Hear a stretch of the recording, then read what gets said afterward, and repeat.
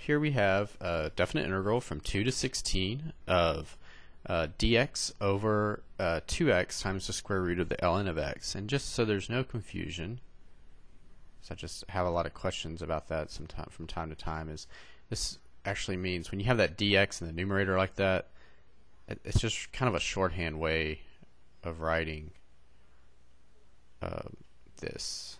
And you probably know that, but I just like to reiterate that every time we do this, because I've just heard people question it every time I throw it in, and it's really, I think it's a textbook just way of saving space. But anyway, so we need to decide what to do here, and I think the best thing to do would be if you let u equal x, well, you just get du equals dx. That really doesn't help you.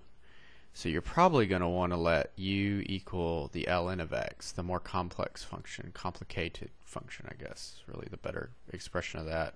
Looks more complicated. So let's let u equal the ln of x. So du equals 1 over x dx, and I actually have 1 over x dx in my integrand here, so in my integral expression actually. So that we can make a direct substitution in that case. I am going to change my u limits though, or my x limits to u limits rather. So we're going to have, I'll find those in a minute. We'll still have 1 over the 2 will remain. 1 over x dx is now du. Ln of x is now u, so we have the square root of u. Let's get our change our x limits to u limits. So if x equals 2, that implies that u equals the ln of 2, which that's just the ln of 2. I think it might be like 0.69, but we're not going to do that. It's just ln of 2. And if x equals 16, then that implies that u equals the ln of 16. And I don't know, will you let me do this? It's the ln of 16 is also ln of 2 to the 4th, which is actually 4 times the ln of 2. I don't know that that's going to help us, but I have a feeling that it is. Let's see, it might not, but I think I have an intuition about it that changing that right there is going to help the evaluation a little easier. So I'm just going to rewrite my integrand. Rewrite my u limits. U equals the ln of 2. U equals 4 times the ln of 2. And this is 1/2. And then 1 over u to the square root of u is u to the negative 1/2, written in exponential notation.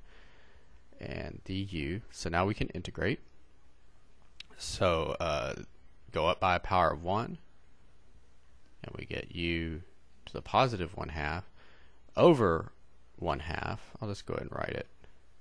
There's a lot going on in this one. Might as well show some steps. And that's evaluated between the ln of 2 and 4 times the ln of 2. And then we'll just clean this up a little bit. If I pull that fraction out of the denominator and multiply by the reciprocal, that just makes, it's just going to make the square root of u, or u to the 1/2, and then we'll evaluate that from the ln of 2 to the 4 times the ln of 2. And so now we'll evaluate it at the top limit. So we have the square root of 4 ln of 2 minus the square root of the ln of 2. And then if you notice, this is a perfect square, so I could factor that into the square root of 4 times the square root of the ln of 2, where the square root of 4 is 2 times the square root of the ln of 2 minus the square root of the ln of 2 equals 2 of something minus 1 of something equals 1 of that something. So the square root of ln of 2, and that's the answer. And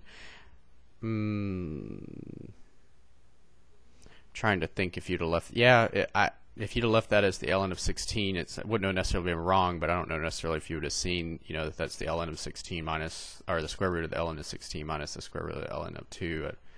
I don't know that you would have actually got this very simple form of the answer here. So that's why I changed it.